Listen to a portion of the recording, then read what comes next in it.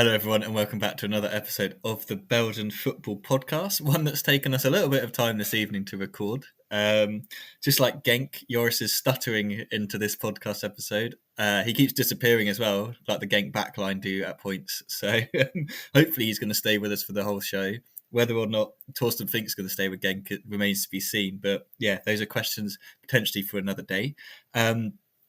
As you probably guessed, my name is Ben Jackson. I'm your host for this episode, and I am joined by Joris, who is still here as I'm still talking, and Scott is here as well. And Scott hasn't done any disappearing. But yeah, guys, how are you doing this evening?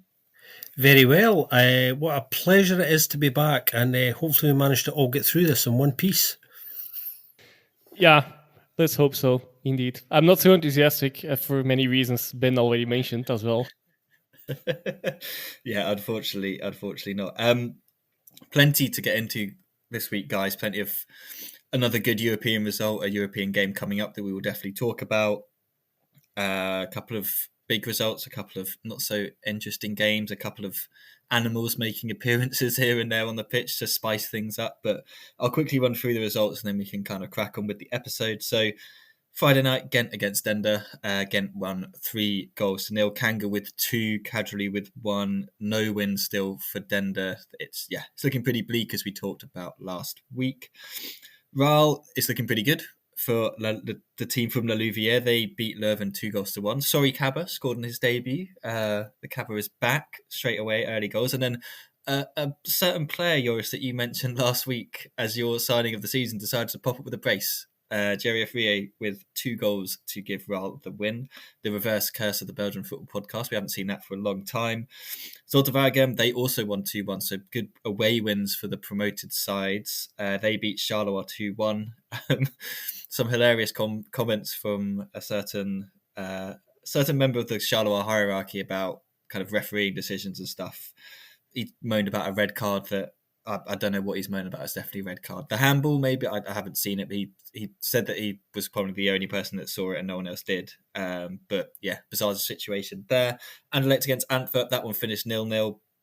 2 cats on the pitch at one moment. One of them, Nathan the cat, and another one, a little black cat. We're not sure if the cat is also called Nathan. That remains to be seen. But if you do know the name of the cat, please let us know. And if you know how it got there, we were kind of debating this before we got on air. Like, how do these cats get into these grounds? It's quite a mystery. But anyone that has a cat is probably like, yeah, I completely understand how a cat would get into a ground because that is just what cats do. Genk on Sunday, they lost at home to Union, as we've kind of been alluding to. That one finished 2-1 to the side from Brussels. Standard Liège got a much needed win. They beat Westerlo away from home 2-0. Club followed up a ridiculously good Champions League performance, which we have to talk about. They beat St. Truiden 2-0 at home. And then it's something about the evening games on Saturday and Sunday. Both of those finished 0-0. It was Mechelen 0, Cercle Bruges 0. Although, yeah, one side is probably a little bit more frustrated than the other. I thought Cercle had better of the chances, but just weren't able to convert that into a victory, unfortunately for them. But there was some good football in that game regardless. So I thought, last week we kind of spoke about relegation in Dender, and if we thought they were already down, I thought we'd kind of switch it up. We have spoken a bit about Raad, but let's kind of focus a bit on one of the other promoted teams in Zulte Waregem. That's back-to-back wins now, and they'd kind of been on a little bit of a poor run. So, they drew the first game, then lost the second, beat Anderlecht, which was quite an impressive win. Then they lost 3 on the bounce to clubs, St. Truiden and Genk, and kind of thinking of obviously Genk because we've seen them now, they've been quite poor, but on paper if they'd seen that run of clubs, St. Truiden and Genk, they'd have probably expected to lose to the club and Genk. St. Truiden were in their kind of good reign of form at that moment, so understandable defeats, but they'd then beaten Leuven and Charleroi. Yellow Vossen with a late goal to put 10-man Charleroi away. But I don't know what you guys think, so I'm interested to hear what you guys, because I've actually been quite impressed with them since they've come back. I've liked the style of play that they've been kind of deploying under Sven van den Broek. You can tell he's obviously an experienced head coach. They've got some really interesting players in there, some interesting young players as well. They're a much more attractive team to watch than they were in those last couple of years when they were getting all in the relegation battles and when they finally went down. And I just feel like these 2 wins have kind of confirmed my opinion on them to start the season, that they've been a lot better. There's a couple of players in there that we might talk about a little bit later as well. Joris, I know that one of them kind of caught the eye for you this weekend, but Yeah, I'm interested to hear kind of, Scott, I'll go to you first, what you've kind of made of Zulte Waregem on their return. Kind of, you obviously would have seen a bit more of them in the kind of Challenger than Joris and I would have. So have they made like a step up, or is it kind of a continuation of what you saw from them last season? Well, you get this thing with promoted sides, whoever they are, where they tend to be notoriously inconsistent for a good chunk of the season anyway. And tend to have kind of slow starts. And we're seeing that a little bit with Zulte again. I mean, obviously, it's taken them a few years to get back to the top table, where they probably should have been before now. But again, we're still seeing that inconsistency thing. I mean, I think if I had to give them a mark so far out of 10, I would go with 6 going on 7. I think it's been okay. I think their recruitment over the summer hasn't been brilliant. I think that squad still does lack a little bit of depth, but to be fair, for the most part, the positives are it's a fairly young side, so it's going to get better, particularly if they can hold on to some of these players as well, and they can find some consistency. I don't worry about relegation for them. I think they're going to be okay. They're going to pick up enough points to do that. They haven't really excited me yet. That's maybe how I would kind of sum them up. There's been moments in games, and when you look at that squad, actually, I mean, I quite like Ehrenberg. Apoko is a good player. Good game this weekend. There's a lot to like there, and there is potential for growth, I think, in this squad. Because there's a good number of young players there. That's the big positive, really. Defensively, they're a bit unstable. I think they're not a massive worry, but it's an area where they do need to be very careful on, because they've not been scoring first in a lot of their games. They've got themselves in a position where they've had to chase most of their games so far this season as well. Obviously this weekend coming from behind to win, which will do them the world of good, particularly in dramatic late circumstances. But yeah, they have this inconsistency that newly promoted sides do. I think there is room for improvement still, and I think they recognise that the ultimate objective is going to be staying in the division. If they can do that, then it's been a successful season. I would expect them to kind of finish round about where they're sitting at the moment. Kind of mid-table would be a pretty decent season for them, really, if they can kind of finish there. The big thing for me was I was kind of hoping they were going to do a bit more over the summer and have a really good go, but actually what they've decided to do is be quite frugal, really, because they have been running at quite high running costs in recent years as well, to try and hold on to some big hitting players to make that big comeback, which didn't quite happen, and are now recalibrating and doing the thing that they should be doing. And that's trying to make the squad a bit younger, trying to develop the younger players there with an aim, obviously, of flipping them at some point for good money like everyone else does and reinvesting that. But yeah, Ben mentioned Sven Vandenbroek, the T1 there. I think he's quite shrewd. I think he is, as Ben was saying, he's experienced, and I think he's doing all right. I think they just need to be a wee bit more assertive in games. I think the best game I've seen from them so far this season was probably against Anderlecht, where they really took their opportunities there when they went to Brussels. So we saw signs of a side that are there. And if they can play like that more often than not, then they will pick up more points than they generally do. But last couple of games, maximum points, scoring 4, conceding 1. So, glimmers of light in terms of some of the concerns, I think. I remember vividly that Scott was in the analysis of Anderlecht Zulte Waregem saying that Anderlecht lost to a side that were really not so good themselves as well, to contradict it a little bit here. But sorry for throwing you under the bus there. But in general, though, they did take their chances indeed there, and that's what they are doing, not consistently enough maybe, but they are doing well enough so far. Looking at the table, so yeah, they're sitting in 9th now, and also something that I forgot as a glimmer of hope for them, their last week as well. Of course, there are the playoffs, play down still at the end of the season, so they are still there. There is always a chance there. I'm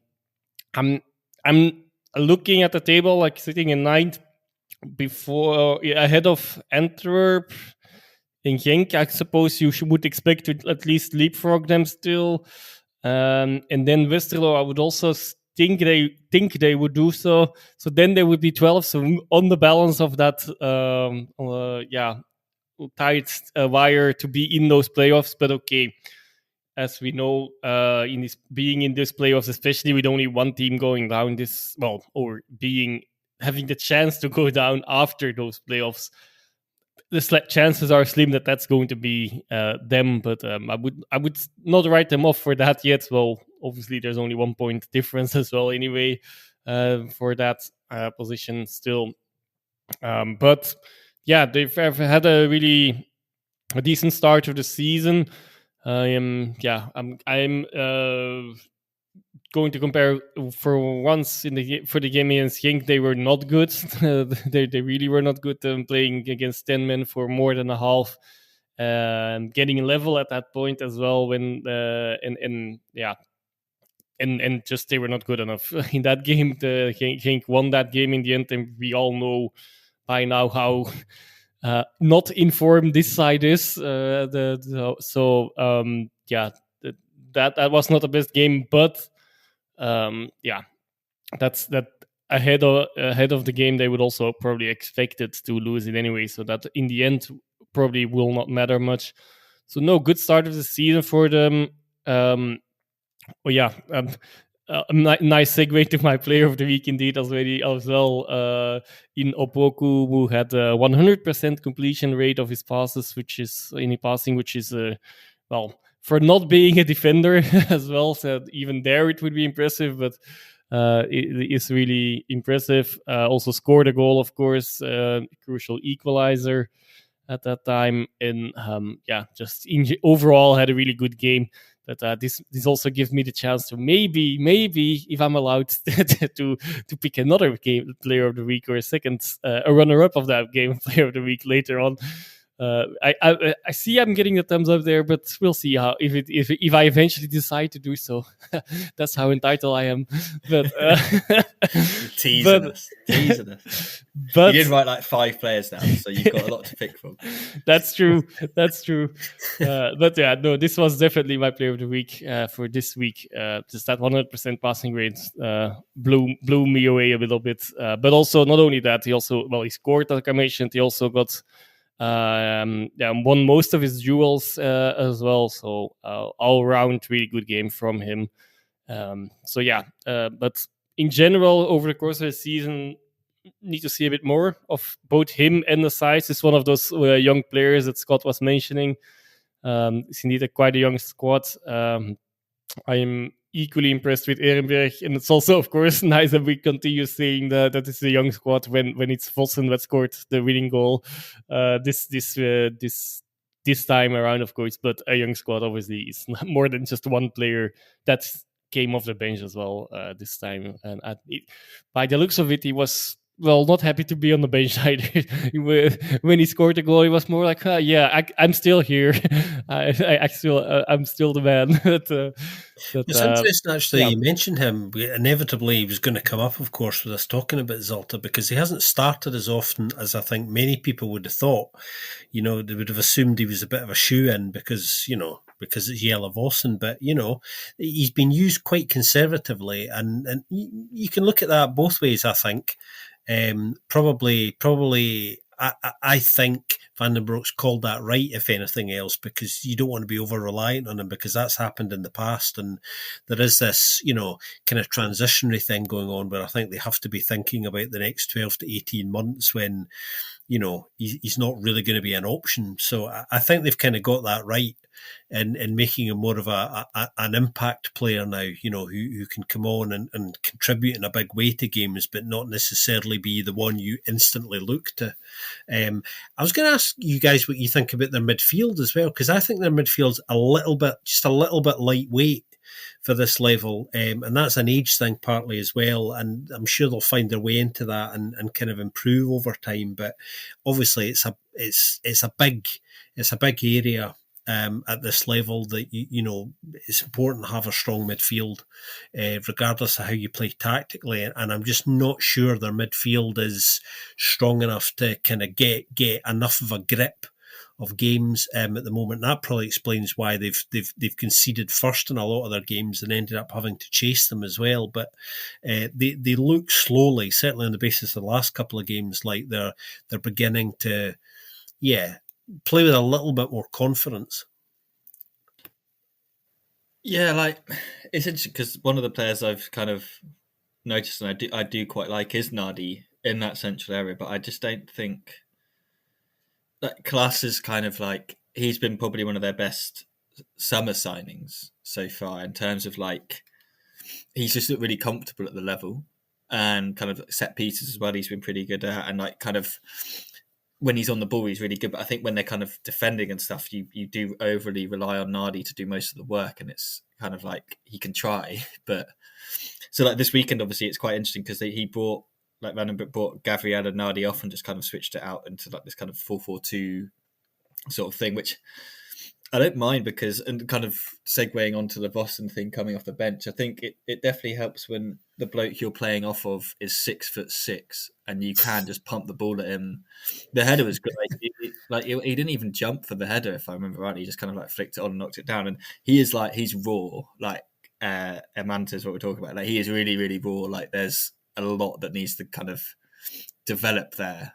But when you've got a player that's that big and physical and you're scrapping kind of to avoid relegation, I do think it helps us to have someone that you can just be like, right, mate, you just got to flick it on, and we've got this kind of lethal finishing striker who's so experienced, he'll just get in the right positions and maybe we can create something out of that. But I think you're right. I think like obviously Nadi's going off, so it's fine when you're playing against 10 men because they expected to dominate the ball and they did dominate the ball. But when he's not in there, there's not much else there in terms of those central areas that are going to kind of physically dominate the games. Like I think, like I said, Klaas has been a good signing.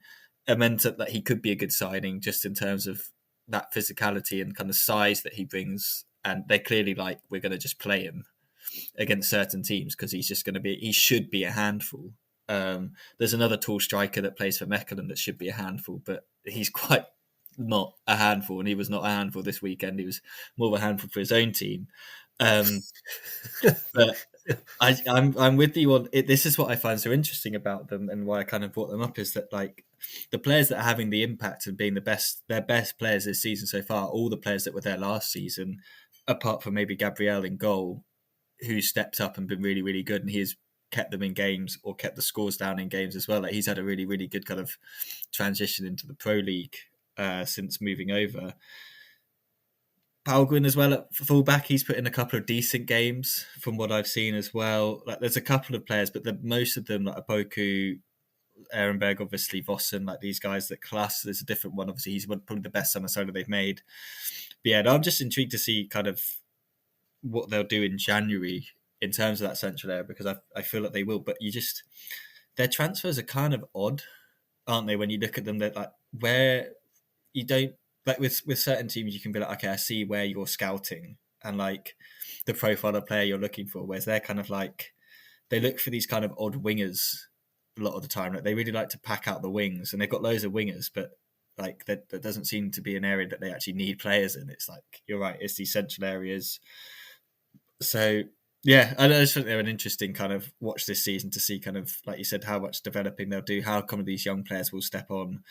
But it's another thing I kind of wanted to talk about as well, is because since obviously we've kind of started this podcast with a sort of Waregem that are very much on the declining side of things. And lots of people listening probably don't realise what they were like a decade ago under Frankie Drury, when they were like getting to the finals of Belgian Cups, winning Belgian Cups, almost winning the league one season. Like there's such a juxtaposition in that sort of style, and it's like, will they ever be able to reach that kind of level again? It seems really unlikely unless they got someone coming in like a Frankie Drury out of nowhere who can do that. But the game's moved on so much, it's like really difficult. But I don't think you can see it in this squad as like the potential to do that. But there are some interesting young players in there that we've just mentioned. So yeah, they're definitely an interesting one to watch. Joris, I don't know if you want to add anything before I've set up a really nice segue into the next talking point.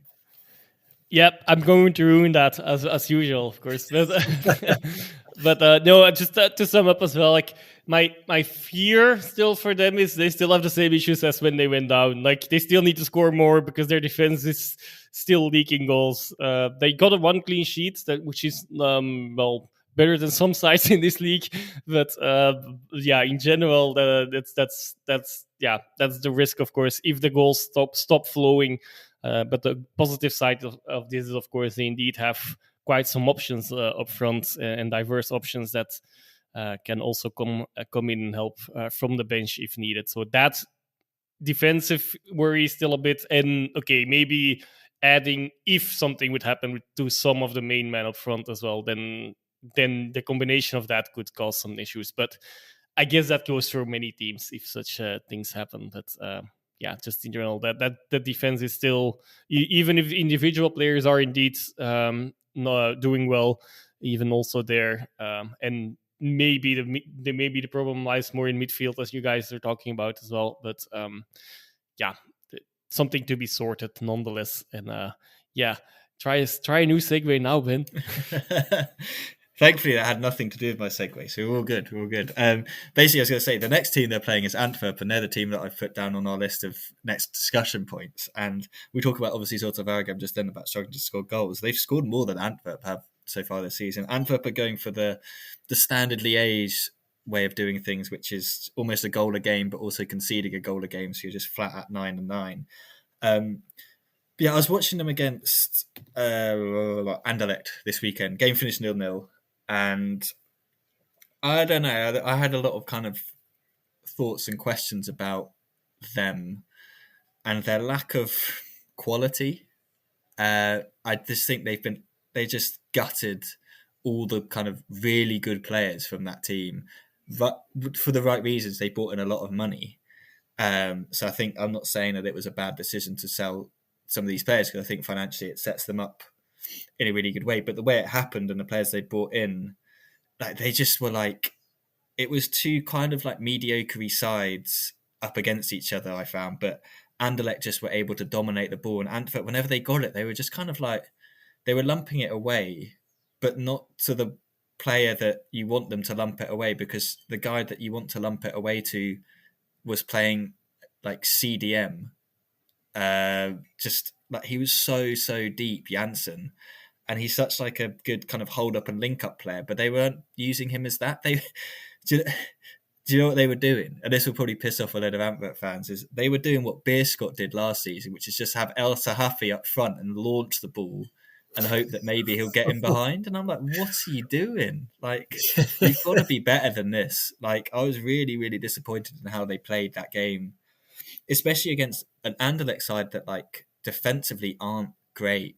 Like, they've got some holes in that defense. Like, fair play to him. Marco Canna's like come back in from Kortrijk where he couldn't get a game, and now he's the starting centre back for Anderlecht. Like, against Vincent Janssen, like, surely you just put Janssen on him and you just muscle him out the way. But the way Wills was using Janssen, I was so disappointed in. I was talked about it last year. I didn't like how they were bringing him deeper anyway. Especially this year, where he is the one player of out and out quality you actually have up front. And Joris just made a comment that my player of the week is actually from this game and is an Antwerp player, but he's at the other end of the pitch, so he's fine. We'll speak about him in a little bit, because his was another vibes player of the week, like Regana Thai. There were some vibes from this man that I will talk about later on in the episode. But yeah, I was really disappointed in kind of how they were playing, and it's not the Antwerp we were used to seeing a couple of years ago under Van Bommel. And I know that they've obviously lost quality players and stuff like that, but they just really didn't look like they had much going for them kind of anywhere on the pitch, really. Like, Foulon was getting up and down, and I think he's a good player, but kind of Foulon and Sommers, to me, they're quite similar in the sense that they're just really hard-working players, but they're not like going to beat a man, going to do something kind of extraordinary and kind of bring that extra quality. Janssen is that one player, obviously, I've said. Al Sahafi hasn't done much since he moved there. He was quite ineffective in this game, in my opinion.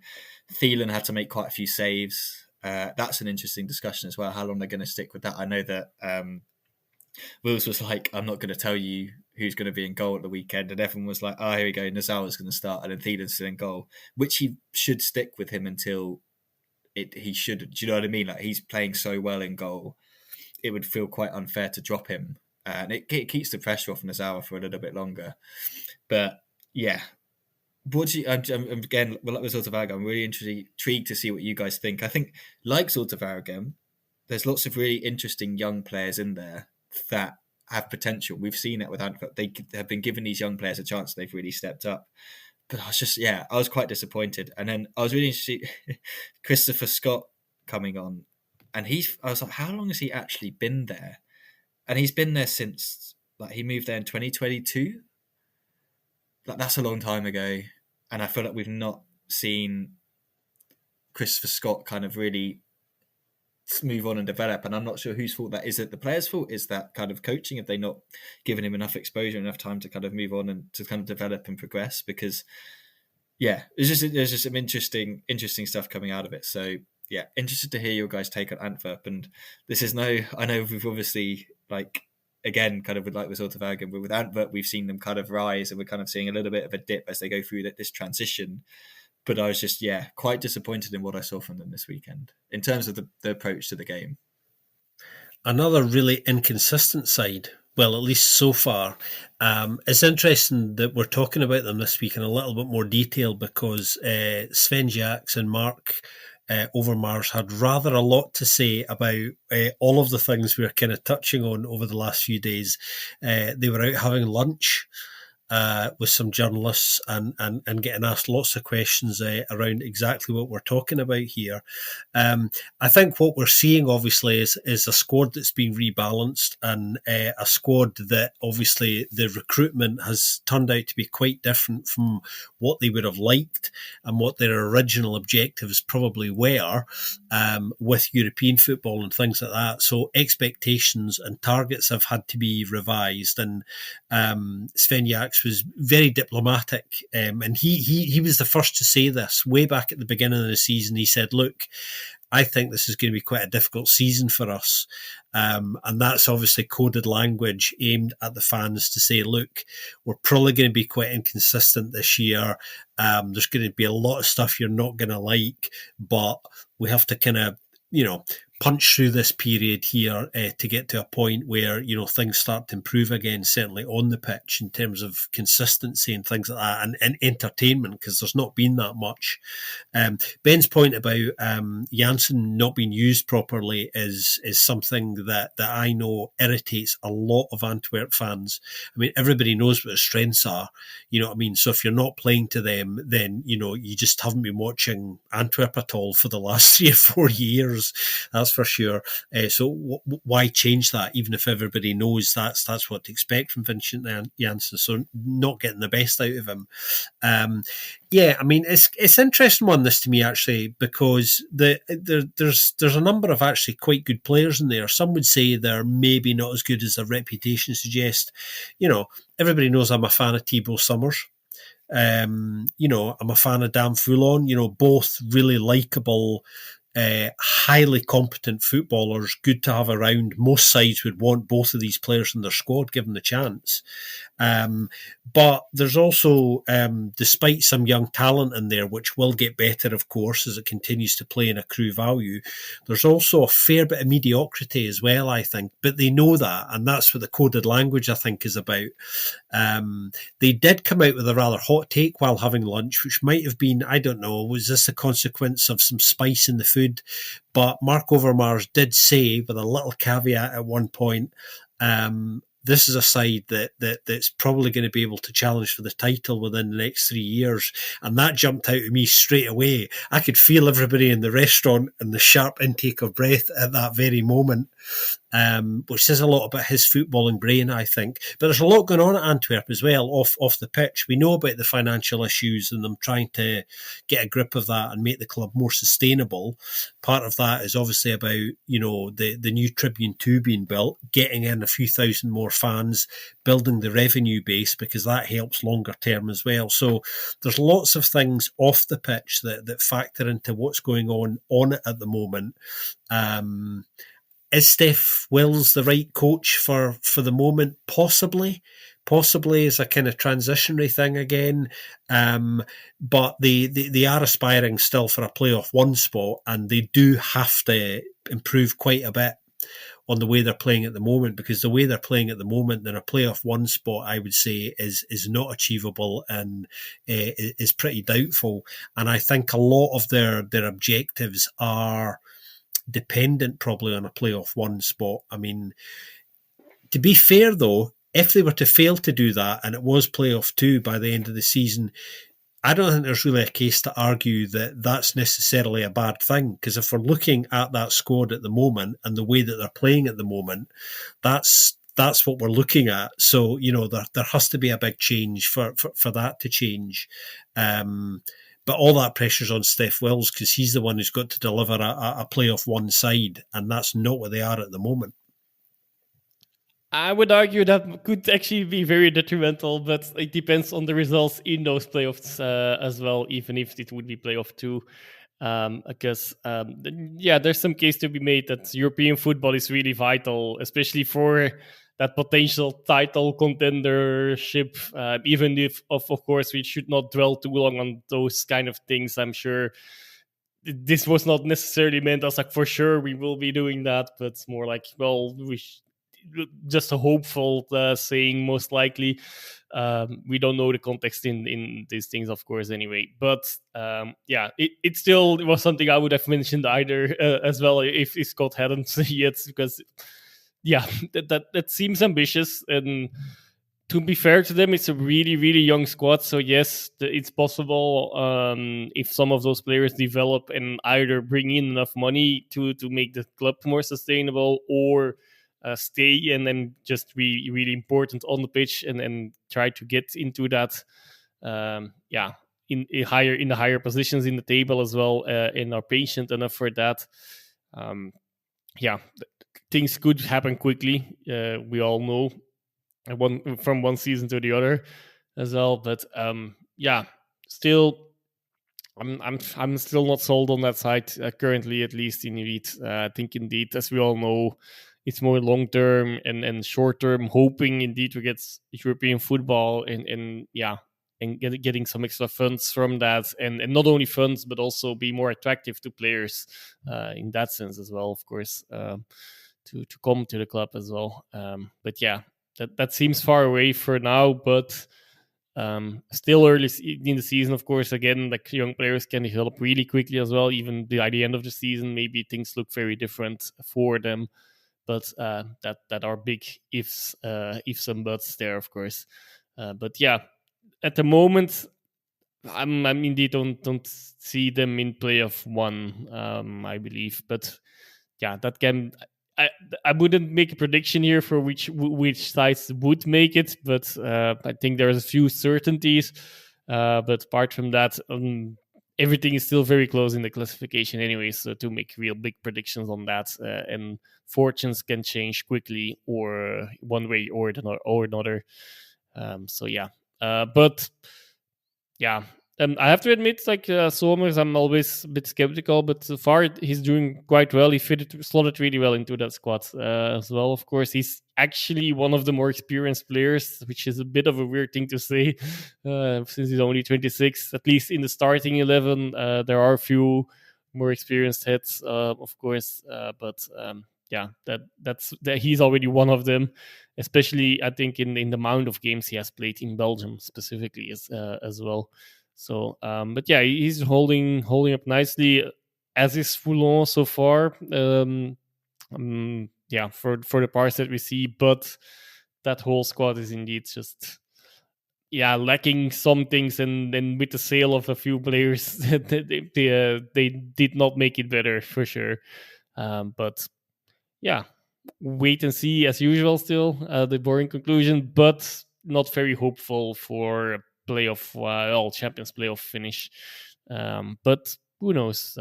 There's still a lot of things possible there. I think Mark Overmars has got this kind of supreme confidence in his own sort of football foresight, though, doesn't he? Because he obviously sees greater potential in this squad as it is at the moment over the next 2 or 3 years, potentially, than anyone else sees. That's for sure. That's what I took out of, a lot of his comments over lunch this week. And of course, he does have a bit of history here, to be fair to him, to kind of base those sorts of insights on. He did dismantle a brilliant Ajax side all at the same time, and then rebuild it, and then the rebuild did even better than the side that were dismantled, which were really good. So, I think it is footballing instincts in terms of what's possible are quite sharp, and Sven Jaks was very complimentary about his footballing brain and that side of things this week. So, maybe we have to trust him more, but we tend to go on the evidence of outputs and kind of those sorts of things rather than necessarily potential. With how we tend to look at things, and like Joris, I don't see a playoff one side at the moment, but again, like Joris said, it's always that caveat of it's very early days. So they could go on an extraordinary run yet, but yeah, I think the Antwerp fans are kind of just a bit disappointed at the moment. I think it's a bit sort of there doesn't feel to be the noise and the excitement around the Bossel that there normally is, and maybe that'll return at the end of the year when Tribune 2 opens and we get a good few thousand more fans through and a bit more noise.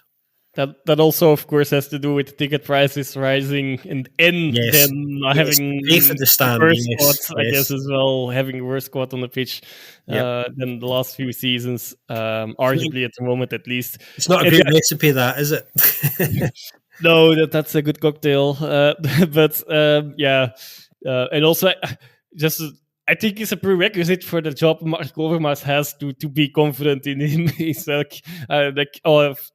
many sportive directors have that, of course, but he has a proven track record, as Scott mentioned, of course. But yeah, does that necessarily being successful definitely happen again? Who knows? We'll see. I would say as well that on his kind of track record, like, let's talk about kind of the difference in circumstances that he was in when he joined Antwerp and the circumstances he's in now. When he joined Antwerp, the checks were very much being written very high and very quickly, and not everything that he touched turned to gold. Like, a lot of the building blocks were already there. A lot of kind of some of the players he brought in did nothing. Some of them, like, you think like Mandela Keita, they were like, brought him in on loan and they were like, yeah, we'll pay you 10 million. And then it was like, oh, we don't want to actually pay you 10 million to keep him. Do you know what I mean? It's very easy to say to 11, yeah, we might pay you 10 million if you let him come in on loan. Do you know what I mean? So, like, the checkbook was open, whereas now the checkbook's not open, and the players are having to rely on from the academy. And someone can correct me if I'm wrong, but how much to say does he have on the academy, and who comes into the academy? Is that his decision making, or is it someone else's? Because the other signings that are like kind of that have happened are quite kind of obvious signings, I guess you could say. Like, Foulon's a free agent, you pick him up, fine. Like, do you know what I mean? He's like one of the best left backs in the league. I could tell you that. Thibaut Somers, you want someone who's a leader. Fine, yeah, I could tell you that. Do you know what I mean? So there's some, like, the ones that you're kind of thinking, okay, are these guys going to hit? Like your Mahamadou Diawaras, Al Sahafi. Like, we all watched him last season. We know what he can bring and what he can't bring. Like, you're not giving me kind of Union going to Estonian insight, are you? Kind of with that. So yeah, there's some, he can talk about his track record all he wants, but like, this is a completely different sort of set of circumstances that you're under. You obviously had a Mark van Bommel as well, who's a major factor in that, and he backed him, and that's fair. But yeah, a couple of the young players I did want to quickly mention, kind of like, and Christopher Scott was another. I'm pretty sure, did he bring in Christopher Scott? I can't quite remember. I feel bad. I'm not like anti Christopher Scott. I was just like, oh, I forgot you were there. But there's a couple of that. Hamdawi came on, 17-year-old kid, like raw but like talented, very technically talented, to the point where you're like, just give him some games, like just start him and see what happens. You know what I mean? Like, you've got nothing to lose because you're not going to get relegated. You are too good to go down. But you guys have mentioned kind of not putting them in your top six, and I had a look and I was like, I've only got 2 teams in there for sure. The rest of them, I couldn't tell you who's going to be there. I think there's teams that lack identity in this league, and there's teams that have identity. And I think it's the teams that have the identity that I'm kind of leaning a little bit towards. And some of them are kind of like outsider teams that you wouldn't normally go for. And Antwerp, one of those teams I think at the moment don't really have an identity. But I think Wills can find that identity with the kind of squad he's got, with the young players and some of the more experienced players. He can kind of meld that together potentially and create something. So there's obviously plenty of time, these are young players. It's like I'm just play them like at the end of the day, because Hamdari came on and I was like, oh, someone that wants to like get the ball and take it and like actually attack Anderlecht, and that's when they actually started to create some sort of chances and stuff like that. So yeah, we'll see what Overmars says. I just never talk about titles or anything, because you just set yourself up for like, Reading's owner Dai Yong said we'd be in the Premier League and now we're in League One, so like things can happen pretty quickly. But yeah, I think I just wanted to raise them, and I thought, let's create a nice little discussion around them. They've been an interesting kind of case study. One side that are used to selling kind of their young players and their good players each summer and then reinvesting and coming back to compete at Club Brugge. And they had obviously the fantastic Champions League campaign last season. We ranted and raved quite rightly about what Union did in PSV. It would be pretty kind of dishonest of us not to then say, Club are bloody good as well. They absolutely destroyed Monaco. Like the penalty Monaco got was completely against the run of play. Mignolet's just hilarious performance in the sense of concedes a penalty, saves a penalty, then goes off injured. And gets booked for shouting at the referee over the penalty. Like all those things, all like one little thing was quite funny. And it solved the goalkeeping problem. So it was kind of like, everyone's a winner, apart from Mignolet. But that performance, guys, I feel like, we got to talk about it, because I think, Joris, you picked up on something which is quite interesting, and it's probably something you will have noticed more than probably Scott and I, in the sense of how Belgian teams are going into a kind of approach European matches compared to how they used to. And I feel like it's been something that even just since starting this podcast, we've kind of noticed is, I think especially with club as well, is how they've always talked about wanting to kind of compete in the Champions League, but hasn't always seemed that way. Like I remember them getting knocked out by Dinamo Kiev a couple of, like maybe in the first year of our podcast, where they dominated the game, but they just didn't do enough with it and then got knocked out. And you're like, oh, that's just kind of top level naivety. Like they should be able to kind of oversee that. That naivety seems to have gone. And this was just like, they battered them all game. And if you go and look at the Ligue 1 table, Monaco are top of the French division. Like this isn't some like muggy Monaco side from kind of years past. This is a good Monaco side. They just completely wiped the floor with them. Van Aken, they literally couldn't deal with them. Like I've never seen a side at this level like not be able to kind of cope with a player like Van Aken. They just literally had no idea how to stop him. Chisoldi's like movement was ridiculously good. I feel like we've mentioned it a couple of times, and I feel like I've mentioned it. Maybe I was dreaming if I've been saying it, and people can tell me that I've been completely just making this up. But I do feel like I've said I feel like he's going to score goals because his movement's really good and he's getting on the end of chances. He's just not finishing them because he's still quite young and he's been playing Zweite Bundesliga level football, so he's taking that step up. But his goal was really nice.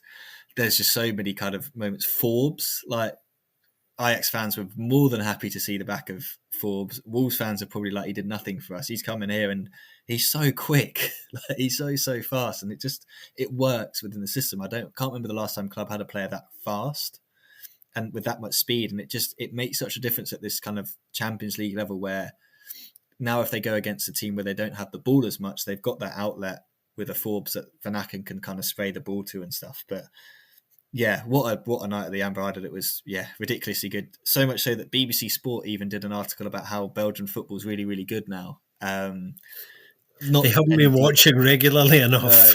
Not like deep level analysis. It was kind of like, these are all the players that club have sold. Isn't that a really good sign? Union sold Siddiqui to Sunderland. That's a really good sign. I was like, you could go so much deeper into like how this has been an evolutionary process over the years and all that sort of stuff. So if they're listening, you know where we are. Like you're always talking to Scott. Like, why don't you talk? You could have asked him to kind of contribute to it again.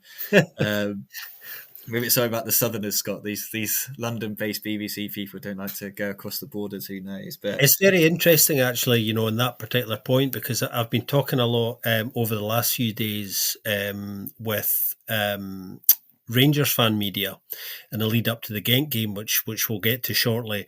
And one of the hot questions that a lot of them were asking me were, where for Rangers fans who don't really have an awareness of where Genk sit within Belgian football at the moment, where do they rank against Union and Club? Both sides that Rangers have obviously played very recently. And I had to kind of contextualize that for them and say that, really, actually, those three offensively speaking, are quite a bit ahead of the other, supposedly top sides in Belgium. We will find out over the course of the season whether that gap's been closed or not, in any sense. But they are the three sides who have the most the potential to do something, both domestically but on another scale as well. So those larger questions of, hang on, all of a sudden Belgian sides are quite good in Europe, when in fact, actually, the context here, particularly in clubs' cases, this is a side that have made the tournament proper in 8 out of their last 10 attempts. So there is a process, as Ben was saying here, of a side who have, without a shadow of a doubt, been steadily improving and steadily learning. And you're now at a point, and it probably takes 6, 7, 8 years of consistently being able to do that before anybody, really develops their game, particularly if they're a side who aren't necessarily guaranteed to qualify for it every year. So they're now reaping the rewards of the effort and the recognition that they've put into making sure that they are at that party, along with some good recruitment as well. I don't think this is a fluke, what we're seeing. A lot of club fans will hate me now if they're still listening, but I'm gonna use one of Vincent Kompany's mantras at Anderlecht: trust the process. Of course, it was not a Vincent Kompany original already, obviously, but he brought it to Belgian football at least, and I think it kind of works for Club Brugge in Europe, for sure. Like, it's indeed been a gradual progress year by year. And yeah, some of those players, of course, have indeed played, and that's also a big part of that success, have been part of all or near all of those campaigns by now, and still take the team by hand as well, and got more accustomed to themselves. The Van Aken-Forbes connection, I mentioned that I think even like that might work for like, that might work in this system, that Forbes will indeed be sent by Van Aken and other creative players, of course, but especially Van Aken, who has that pass and that ball in him from anywhere on the pitch to launch him. And so far, it's working well. Of course, early days, as with everything, but so far, it's really working well, especially in Europe. But yeah, definitely brilliant performance. Like it could have been a lot more than 4-1 against Monaco, and that says a lot. It's not even their biggest win against Monaco, ironically, though. Like not a few years ago, maybe already 7 years ago, 6 years ago, it was 0-4, I believe, at the Parc des Princes. But that was a Monaco side which was worse than the one that we're currently seeing, and obviously the scoreline. It's not always. Doesn't tell the whole story of the game. It's already a big score, but it could have been a lot more. And too bad. Both Belgian sides conceded in the final minutes still to not get a clean sheet. But hopefully, at least that will not make a big difference. It could, of course, by the end of that league phase in the Champions League. But the really, really good campaign, start of the campaign for both sides in the Champions League, and for Belgian football in Europe, a good boost ahead of what might be a worse week, just by the sheer number of sides that's the opponents that we're looking at are having, and Belgium only has one, of course, in this week. But it was a good boost before that, also including results of these opponents in Portugal and the Netherlands not being great in that Champions League, which could be a good sign for both sides to actually progress, maybe, and hopefully at the same time then at the detriment of these other sides. But yeah, really just really good performances, and yeah, hats off. Well, we're saying nice things about club. My player of the week this week is actually a club player. Ben's already talked a little bit about Nicolo Trosoldi, who is my player of the week for a number of reasons. Partly because I think this is a player who is now starting to find his feet properly after a slightly slow start, I think. And he's a little bit unsung. Ben referenced his movement being really good recently, which it has. He's got 3 goals in his last 5 for club, if you include the European games. And sandwiched in between them, he did get a hat-trick inside 13 minutes for the German under-21s as well. So if you take that game into account, he's got he's got 6 in his last 6. If you had that under 21 game in, so he really is taking the opportunity that's been presented to him off the back of Romeo Vermaat's injury as well. And if he keeps playing the way he is, Vermaat might find it quite hard to get back in. Yeah, definitely. And like Ben mentioned it already, like he's scoring now. And like I believe last season, you could also see that a bit already in the scouting report. He didn't score that many goals, but he was coming in the position, so he just didn't get the right finish. And that might be something that can improve, or at the same time, I didn't look at the numbers specifically for this season yet, so I don't know if it actually already improved in those stats. But it might also be that he just gets a lot more, even because he has the right movements, and he can miss a few chances as long as he slots a few in the end. Yeah, because I remember I think Hanover had like a decent season last season, if I remember rightly. Like they weren't kind of promotion or anything. They haven't been for ages, to be honest. Well, like obviously the amount of kind of chances he's going to get with this lot is, you'd presume, going to be a lot more than in those games. But yeah, there's just something about, like, I think it was like a header that he missed in this game where he just got in front of the defender, and I was just like, that's like, so few strikers are, like, lots of strikers want to do it, but not all of them can do it. And he's able to do it. And then the goal they scored was just like, the pass from Van Aken's great, his movement's great, and it's like he's more likely to keep making these movements because he knows that Van Aken's going to actually like find him and make the most of it. So yeah, I've been really, really impressed with him. Hanover fans were like, because I looked at his numbers, I was like, this guy's not jumping out. I haven't seen any of him for Hanover, but like the Hanover fans were like, we really don't want to lose this guy. Like, we're really gutted that he's going and stuff. I was like, okay, that's a good sign, because they've been down in the dumps with some turgid players in the last couple of years. So for them to say that, if we don't want to lose this guy, I'm like, he must be pretty decent. Before we move on to talk about the next kind of European thing and kind of segue on to looking at Genk and Rangers and getting Joris's view, Scott will get your view, but we know your views also being aired by other Rangers fan podcasts as well. But this feels like such a missed opportunity this year to leapfrog the Dutch, because I just don't think they're going to pick up that many points, especially not in the Champions League. Like Ajax look way, way below the standard. PSV lost so many key players; they really don't look like they're up to the standard.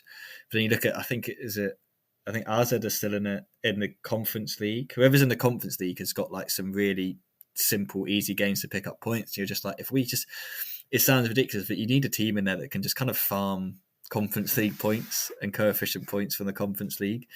Whereas we're going to have a really weird situation, I think, and Joris, you might be coming in with some positivity, but I don't think you are, where our 2 Champions League sides are going to be picking up some decent points, all things considered, and our Europa League team might struggle, and we haven't got a Conference League team, which is just mad when you think about how successful Belgian teams have been in recent years in the Conference League. And it's kind of shows Club and Union are just weirdos because they just don't really care. They don't need experience of any competition. They just go in and do well in it. Whereas Club, like we've said, have built up steadily into this Champions League team where I think it's probably fair to say teams aren't going to look at them as like, that's an easy 3 points that we're going to get now. They're going to look at them and think, okay, we're going to have to play well against this side, because they went to Man City last year, took the lead, they played well. They beat Aston Villa. Like they beat some good teams at home, and they're competitive away from home. They were really good at Inter Milan. Was it AC Milan? I can't remember which Milan side they played, but they were really good against them.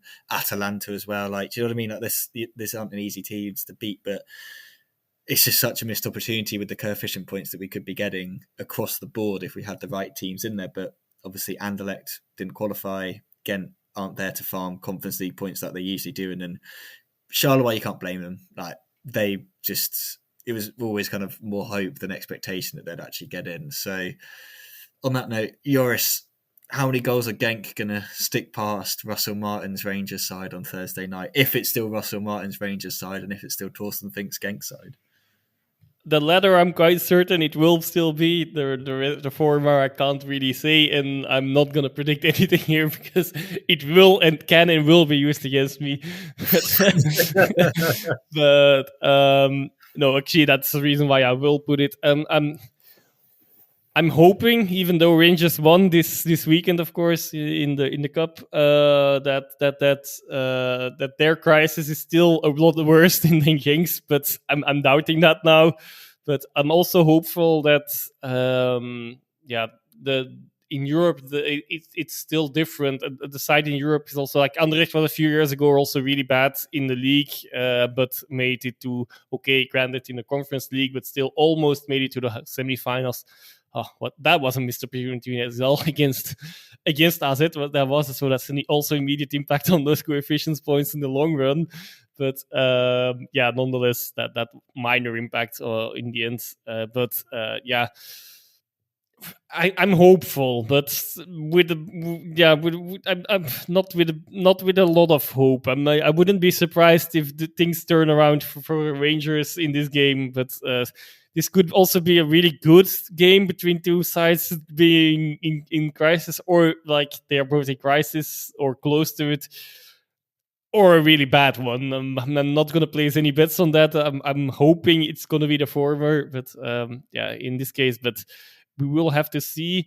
I'm still hopeful in the bigger picture that the Netherlands that we can stay ahead, because they really need to pick up. Like Belgium is actually ahead of the Netherlands in the race for next season's tickets, so they need to win more. That they really need to win quite a few more games. But yeah, that could happen in any competition, of course. So that's the big annoyance, I guess, from our part, because on the other end, like it's more like the chase on France is now not open, because they are actually quite close, but yeah, now at the current state of things, but they also have all their sides still in Europe in all the other leagues, so they should be able to really run away again. But yeah, that's another sign that actually in the past few years, Belgian teams have really done well in Europe, in whatever competition they were in. But this season, it's indeed more damage control and see if they can do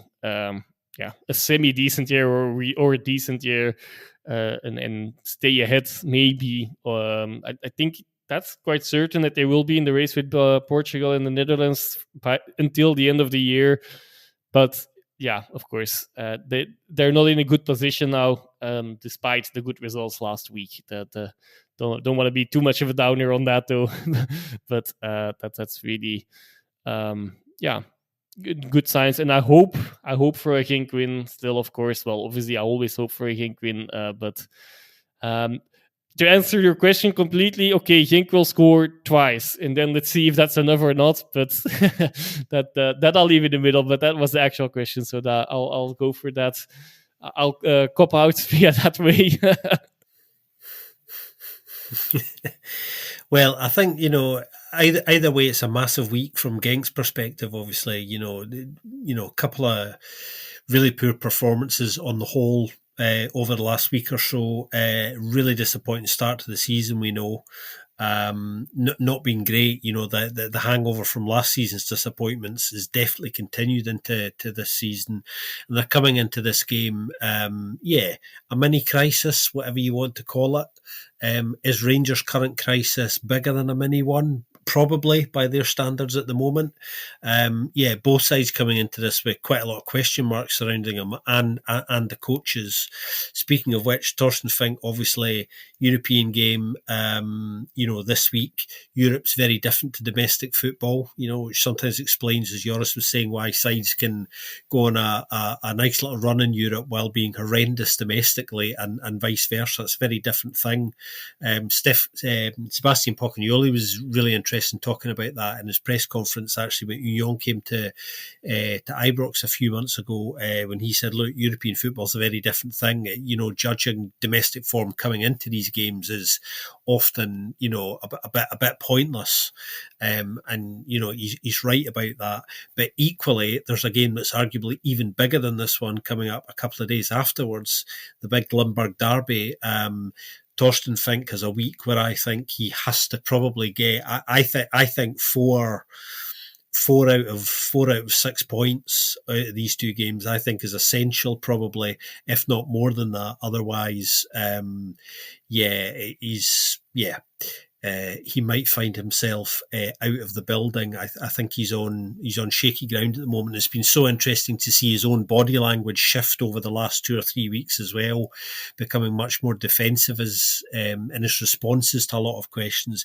He was quite coy this weekend. He said, "Look, it's clear we're not getting a lot of luck at the moment." And I thought it was interesting that he reduced it all down to kind of that one thing, which is kind of mathematically almost impossible to kind of quantify, when in fact there are, I think, some deeper issues in it simply being a luck thing at the moment. There are players in there who, were playing quite consistently well, obviously, for the vast majority of last year, who haven't really turned up so far this season, particularly. And some of the more experienced players have been trying to grab games and kind of pull the side through. And yeah, there's a slight lack of confidence and a lack of the bravery that we normally see from this side, and maybe they'll be freed up coming into this European game because it isn't a domestic game, and they will find that a bit liberating.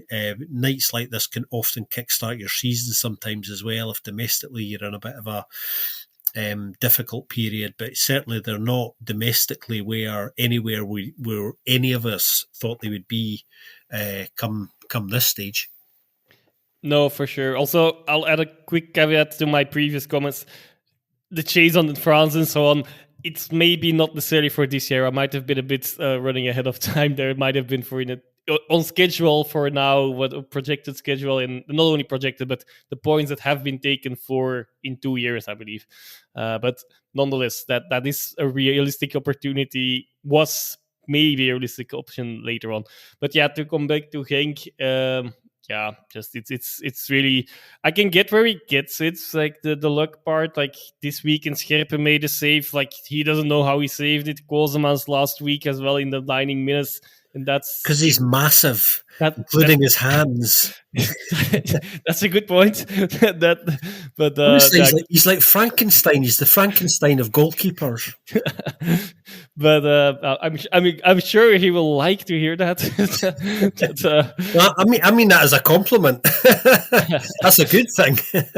But but narrowing it down to those phases, okay, arguably that would have made could have made a difference at least of 5 points, which already tells a whole different story in the league at the current stage still, extra. But that's too narrowed down and simplified, obviously, as well. So as a fan, I think that's indeed more something you could say as a fan, and then that's it. But as a manager, I hope that inside the club they're really digging deeper, at least inside with the staff and the players. I'm quite certain they are, but yeah. And so at some point things get things you have to say to the media get ridiculous, I guess, and that's never a good sign, of course, if you have to resort to that. But let's hope we can turn it around. But yeah, it will really need to happen quickly. Second half this time was indeed not quite good. First half mediocre, but Union were also not great. That was more a missed chance as well in that game. I think Union were there for the taking, but they just didn't take their chances, and that's not a new story. And leaking at the back again, like too easy. One long ball, one header, and you're 1-on-1 with the goalkeeper. Yeah. That's just stuff that shouldn't happen, and it's not the first time something similar at least has happened. So that there's definitely some defense to be sorted out there as well. And there I also do think it's indeed more lying in the midfield, maybe the issue more than in defense itself.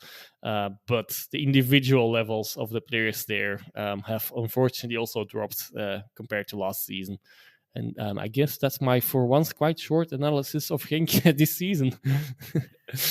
I think what Fink needs to do is take a leaf out of Russell Martin's book, get in there early, travel up to wherever he took the Rangers guys, and just go open water swimming, because that's what he did last week, and that clearly worked. So find a nice cold lock up in the north somewhere and just take the lads for a nice open water swim, and that'll do the business. They'll be refreshed, probably suffering hypothermia, bit of frostbite as well on the old toes, but they'll be ready for the game, that's for sure. And fingers crossed that they can do it. I'm very much looking forward to the TNT commentary having zero idea who any of these players are apart from O, because they'll be like, he played for Celtic. So, yeah. Well, they can call on me if they want, because I'll be in the house, of course. I'm going to be there. So, if you want somebody who actually watches Genk most weeks, then, feel free, TNT. I am available. I feel like your accent may play not in your favour, unfortunately, Scott. If they hear you speaking, they'll be like, "No, this guy can't." Yeah. But yeah, we will be. If you're listening, do let us know that maybe we can have someone on the panel that actually knows who the Belgian team are outside of one player, and probably Raskin knows them because he's played against them before. I'm not sure, like, that's scolding, like, both this segment and what Ben said before about the London-based journalists is going to help us in the long run. But okay, let's see where this brings us. The Scottish TNT team. You already know who's going to be on the panel. Although if Chris Sutton's there, he'll just be enjoying a Genk victory anyway, because he is very much the antagonist of any Rangers pundit that ends up on those things. He very much enjoys it. I can't remember who it was the other day he was taking the mick out because they'd already given up on the title after 5 games. And he says, usually it takes you a little bit longer, but I'm glad you've kind of got there already. So, yeah, looking forward to the coverage of that one. Before we move on to the CPL, I'll go back to my player of the week because I never actually got to do it. This one, it's a vibes one. If you look at the stats and stuff, you'll be like, that's not player of the week material. But there's just that one moment, and it's kind of based on previous conversations I've had with a friend of mine, and people listening might remember me talking about this in an earlier episode where Antwerp signed Kiku Kiyate, who had been playing for Montpellier, and I asked him what he was like, and he called him a donkey. I thought he was great when he came on in the second half when Antwerp were defending like mad. I think he got 11 clearances, and just noticed that. But it was just one of them where he did a bicycle kick clearance for no reason. And I was like, that's my player of the week. That is it. You are my player of the week, because that's just absolute madness. What are you doing? And he was just like, guys, when someone's just like really involved in the game in more ways than just on they're playing, they're talking, they're doing shenanigans, they're going down with cramp for no reason again, like they're doing all this sort of stuff. Although, speaking of going down with cramp, one of my favourite moments the other day was it Mechelen defender, was it Juve, I think it was, pretended to go down with cramp. Hammer dragged him up because he's like, you don't have cramp, and then he got booked for it. Because the ref was like, well, you're in simulation then. I was like, your captain is just like, I'd be like, mate, you're paying my fine. Like, wasting time here, and you're doing this. But yeah, Kiku Kiyate, what a performance that was. I loved every second of seeing him on the pitch and defending like mad. He was just, he was fantastic, and I hope to see a lot more of it. Joris, I know you had like 17 players lined up for this segment, so I don't know, you've already mentioned a poker. I don't know if you wanted to quickly jump onto any of the other ones before Scott takes us into the CPL. No, not really. Scherp was also on the list, so I already mentioned him now, so I guess that suffices as well. I can give a quick shout out to all the others, and that's actually only 2 others then. So Adnan Abid for Standard, who was decisive in what was not a great game of Standard, to be fair, but carried him over the line with a goal and assist, and Miras in goal at Mechelen as well.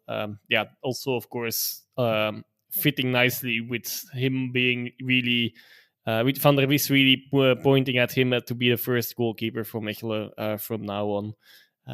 Even when the Wolf came back from injury, I believe he had, or came back anyway. So at the moment, Miras is in goal, and he had a really good performance to keep the nil this weekend. So and with that, we'll go to the Challenger Pro League in Scott. Yeah, match day 6. So what happened this weekend? Lierse beat Molenbeek 2-0. Young Genk beat Lommel 2-1 in the Limburg Derby. RFC Liège drew 1 each with Anderlecht Futures. Eupen and Patro Eisden finished goalless. Beerschot won 4-1 against Frank Maran. Serang lost 2-0 to Young Gent. Kortrijk, Blink first one of the two sides with a 100% record. It has gone. They finished 1 each with Club Next, and the other side, who had a 100% record, who hadn't conceded, still have a 100% record and still haven't conceded. They won the Vassland derby, the Wasaco, Beveren beating Lokeren 1-0. So Beveren are top and riding the crest of a wave at the moment. Yeah, definitely. And Kortrijk dropping points first time, and also Lommel losing for the first time this season. So really put them a little more ahead. But yeah, that also means it's heating up a bit behind them now. Beerschot is within touching distance of Kortrijk immediately. So things can indeed shift still relatively quickly with avoidable points. I haven't watched the game, of course, but points dropped based on the how Club next season has been going up till now. Some dropped points from Kortrijk that were unexpected for sure. Of course, in the long run, we'll have to see if that has makes any difference. But Beerschot will have been happy with the weekend, as will have Beveren for sure. Yeah, some mixed fortunes this weekend in the CPL. Michia's Jonkier was quite strong post-match on how he felt that Kortrijk's standards were nowhere near what they'd been like recently and what they set, and that was really the reason that they dropped points, because of course they scored first before managing to concede as well. He put that down to that. Of course, Kortrijk are playing Beveren in a few weeks. I think it's 2 or 3 weeks, something like that, not too far away. I don't think it's early in the season. It's not going to harm Kortrijk too much at the moment. More of a warning that they have rivals around them, and that they can't afford too many weeks like that. But yeah, I suppose it's worth asking, actually, in the spirit of fun, when are Beveren going to concede the first goal, and who's it going to be too? Because when you look at that defence, obviously they've got a central defence partnership of Victor Boon and Bruno Godot, who at this level, more than good enough for this level, very reliable, really, really good, I think. And it's interesting because I think it's obviously founded on that. That's the rock with which this is based on. So it's no coincidence that they have two central defenders who are experienced and probably too good for this level. Some interesting results this weekend. I'm gonna argue it was Mirisola on the second game day with a free kick that should not have been disallowed. It's already happened. Yes, but okay, that's something else. Well, maybe I'm actually mistaken there. I think that was something you could have recalled, but the week before something similar happened the other way, and there nothing was disallowed. So it's a thing that doesn't always get called. That happened there. Something with a block in the wall, I guess, something like that, which rarely gets whistled, but there did it happen. But that's my very biased opinion on that. But apart from that, okay, I need to check the schedule. It could be against Kortrijk, I guess, maybe. No, I'm gonna just go in there without looking at the schedule further. They managed to squeeze it out until Kortrijk, and then we don't know what happens then. But I think Kortrijk scores a goal there. That would be ironic, of course. A couple of other things worth pointing out, actually. Obviously, Molenbeek are kind of, pretty much nowhere at the moment. The drama coming into the start of this season and the name change and the fan discontent, which hasn't changed, by the way, lots of anti-texture demonstrations, and it was quite interesting this weekend to see. They obviously lost 2-0 away to Liège.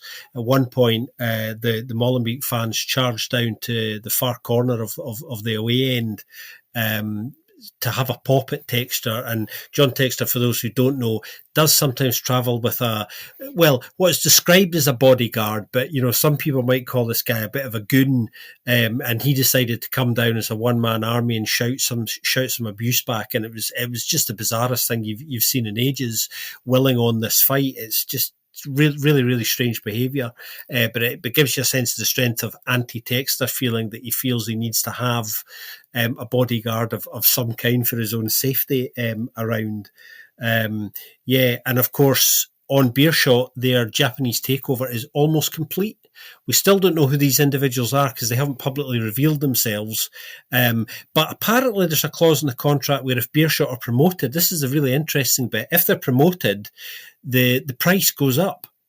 So, I'm getting kind of mixed signals as to, where this might actually go. No fixed price. Fire sale in January is where that's going. Sell all the players. Yeah. I was immediately as soon as they're suspicious mathematically not going to get relegated, just terminate all the contracts.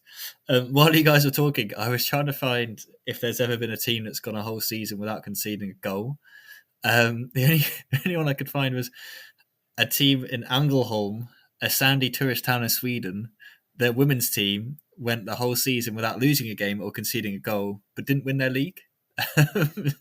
So that seems like a story for the Sweeper podcast, not the Belgian football podcast, but I'm sure, that's quite Isn't rogue. there an Italian footballer side in the end of the 70s that not didn't concede, but didn't lose a game indeed, and still indeed also didn't win a championship? But I forgot the names now. I think it might have been an Inter sign, but I'll look it up now. Maybe if I'm quick enough.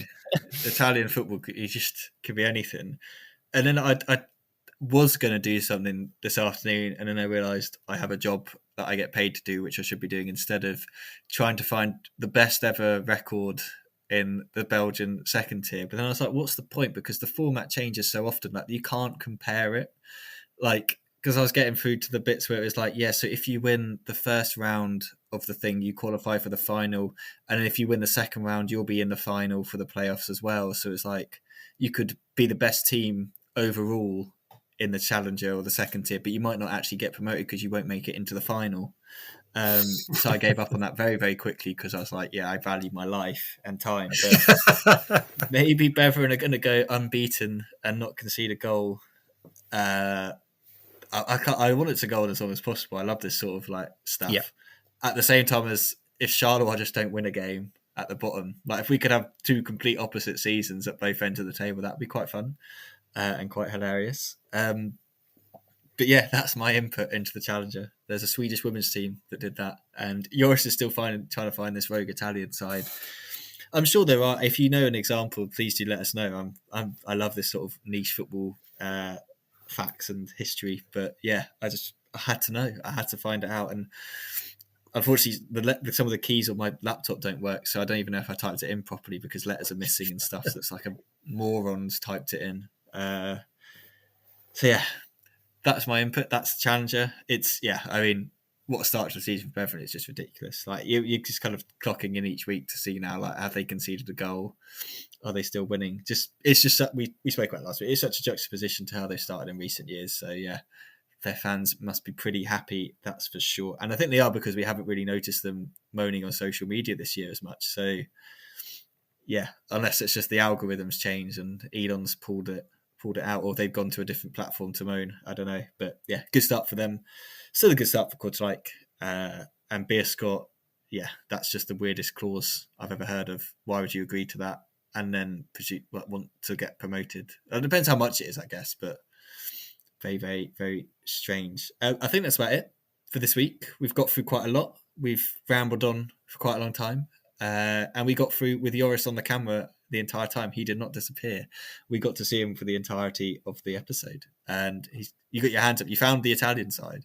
I did, and I completely ruined my credibility by saying it was something related to Inter because they are not at all related. But Milan won the game. AC Milan actually won the game, won that title, and it was Perugia that was the first team that went through the season undefeated, but due to their number of drawn games, they did not win a championship. It was maybe not even very related to the nils, to keeping the nil or like the. But okay, where did they finish?